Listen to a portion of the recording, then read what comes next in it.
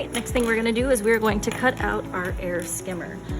If you have a straight cutter and your teacher will let you use it, that is a quick way to just kind of get these straight lines. If not, like everybody else, you're gonna have to use a pair of scissors. So make sure you have a pair of scissors.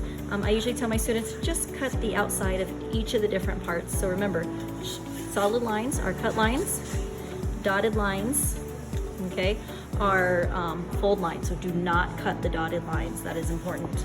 So just cut the outside of everything. So I'm gonna go ahead and cut.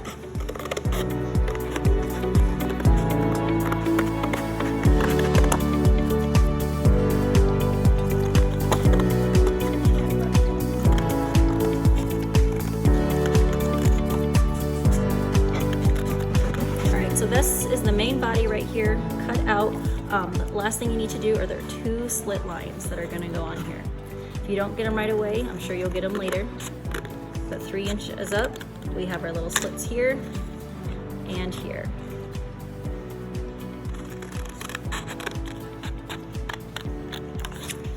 And there's the main body. The next part that you're going to cut is the air scoop.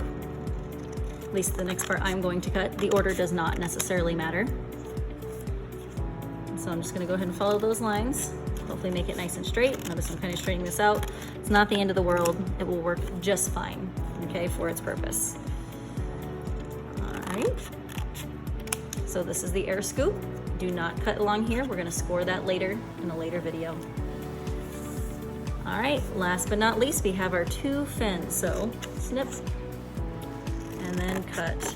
A lot of times I have my students color before they cut, so hopefully yours is beautiful and hopefully your coloring did not get in the way of being able to see the lines and things of that sort. And if it did, that's okay. I'm sure we can make it work anyways. So I'm gonna go ahead and finish cutting this out.